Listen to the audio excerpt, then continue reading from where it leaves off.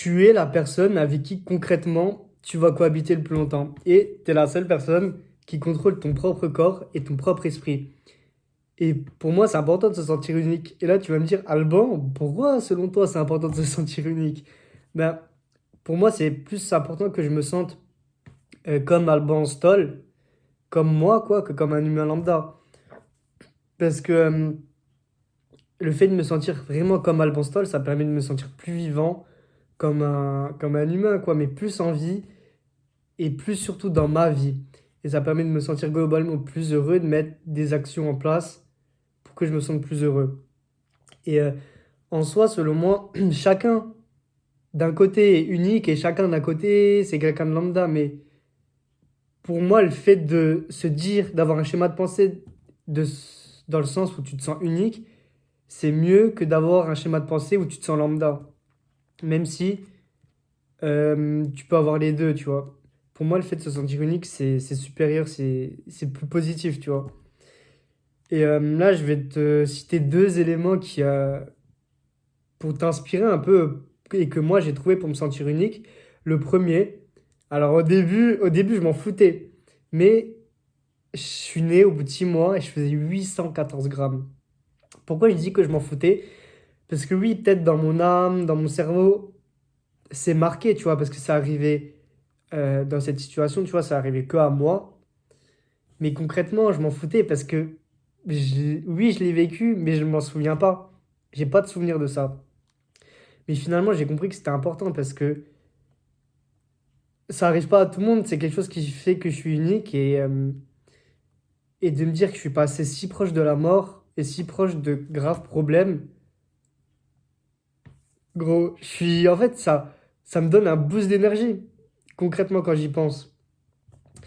Parce que carrément, ils ont fait signer une feuille à ma mère pour dire que même si j'étais autiste, même si j'étais psychologiquement malade, physiquement malade, etc., que si j'étais un légume, elle devait signer pour qu'elle me garde quand même, pour s'engager, qu'elle me garde.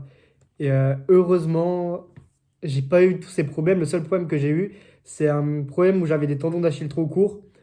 Bon, ça faisait que je marchais sur la pointe des pieds pendant très longtemps. Là, j'ai été opéré il y a 2 ans. Euh, J'étais en béquille, tu vois. Mais maintenant, bon, ok, je marche pas totalement à plat. Mais c'est un problème de rien du tout, tu vois. Et encore, c'est un problème qui aurait pu être guéri, enfin quasiment guéri. Euh, je m'en sors très très bien alors que j'aurais pu avoir des problèmes très lourds ou même mourir. Et du coup, c'est pour ça, moi, ça me donne.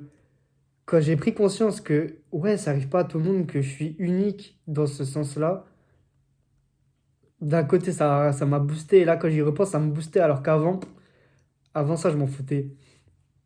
Et le deuxième point qui fait que je me sens unique, c'est le fait de voir positif. Il y a quelques jours, semaines, j'ai eu une discussion avec ma mère. On parlait du monde professionnel, etc. Et elle m'a posé la question qu'on pose tout le temps à un entretien d'embauche, c'est quelles sont tes trois qualités? Cite-moi trois de tes qualités. La première que j'ai dit, les deux autres, après, j'ai pas trouvé, tu vois.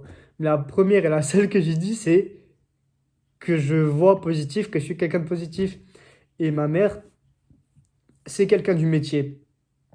En, en gros, tout ce qui est entretien d'embauche, elle connaît parce qu'elle prépare des gens à ça, tu vois.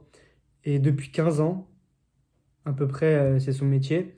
Et elle fait pas que ça, mais en gros, tu vois, là, pour t'expliquer. Donc, elle sait globalement ce que les gens disent comme qualité. Et elle a dit, on m'a jamais sorti cette qualité-là.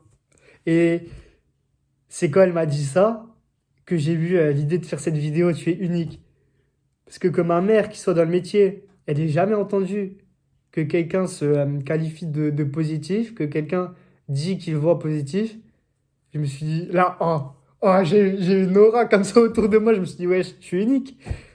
Et c'est après ça, j'ai réfléchi au fait d'être unique, de se sentir unique. Qu'est-ce que ça t'apporte? Quels peuvent être les points positifs? Et c'est que là, depuis quelques jours, une semaine, 2 semaines, que j'ai pris conscience que mes 814 grammes, je peux en faire une force et il faut que j'en sois fier.